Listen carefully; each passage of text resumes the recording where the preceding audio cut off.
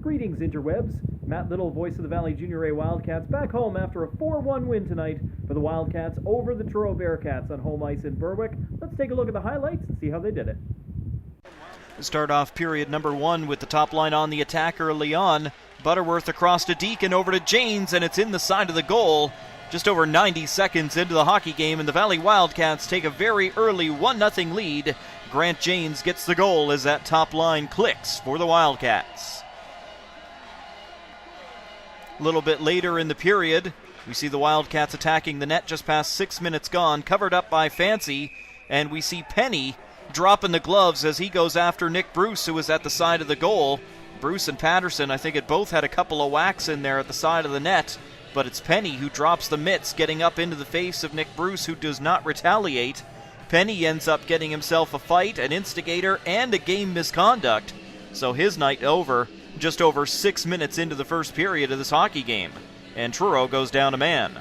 Late in the period, Truro on the attack. They keep this puck in here at the line. Wenzel will send it across, and again kept in just inside the line by Beaton. The Wildcats were in firm control of the period as the puck went back to the point. It shot in, and it was that close to being tied at the end of the period as the Bearcats hit the post with just seconds to go in period number 1, but it's 1-0 Wildcats after the first. Into the second period as the Wildcats bring the puck down the ice. Carried in by Hughes, who has a slap toward the goal.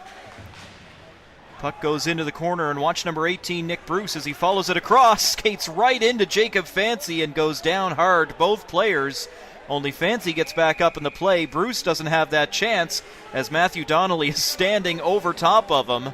You expected Donnelly to drop the mitts with Bruce after slamming into his goaltender that hard.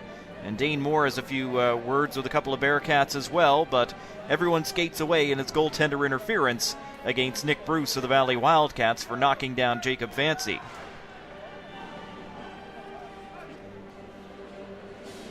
Let's get to the goals in period number 2. This one brought in Tidman, over to Cote, back to Tidman, goes back to Cote, nearly had it broken up, but he gets free enough to slide it back toward the goal. Tidman is there.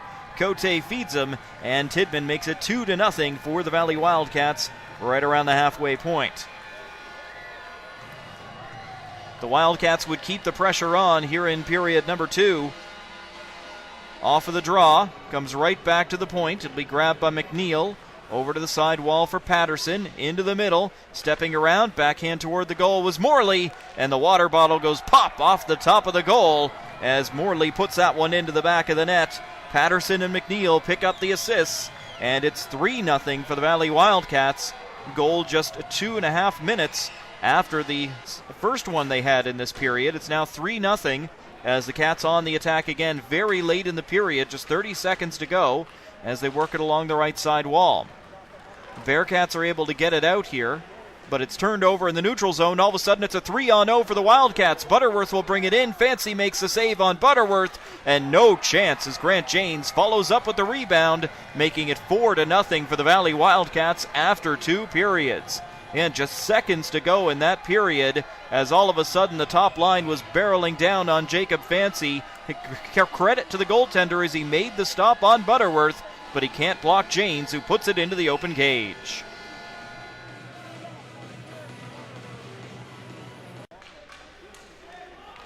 The Truro Bearcats down 4-0 early on as we go into period number 3. The start of the period, puck comes back to the point, shot in, goes off the leg of Cote and into the back of the net. Kyle Aliverty has his shutout bid ended early on in period number 3, and the Truro Bearcats show some life as they bank it off the leg of Cote and go 4-1.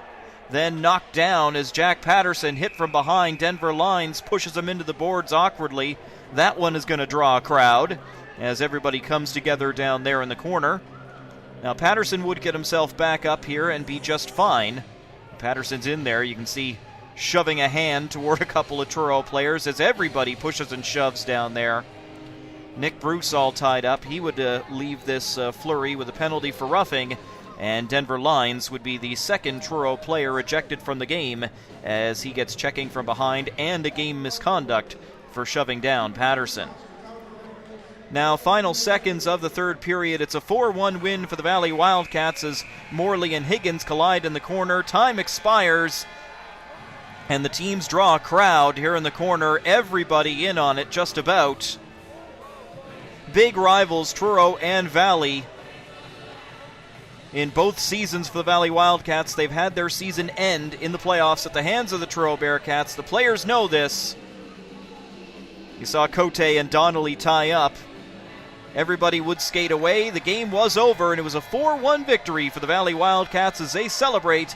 Kyle Aliverty improves to 5-0 on the season and gets his first win as a Valley Junior A Wildcat.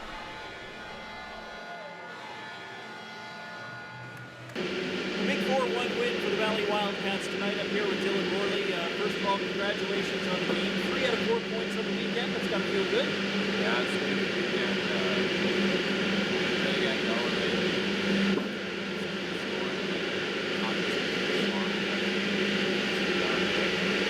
Yeah, you had 2 goals in 2 games this weekend.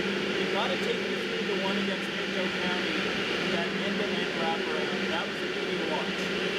Yeah, I was the only one on the rush, so I just kept going. There's no play, so I didn't have to back it was there. It wasn't quite ready, so. You've been playing most of you with Brandon Donnelly this season. You guys seem to have pretty good chemistry together. Yeah, we got along, we played together.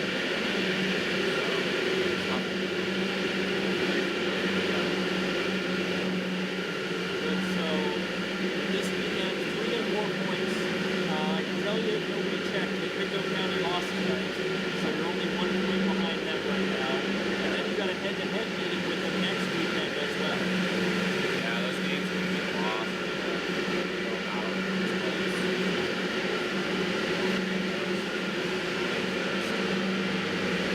And just tell me a little bit about the season itself, your role on the team, and just how everybody's been coming together so far.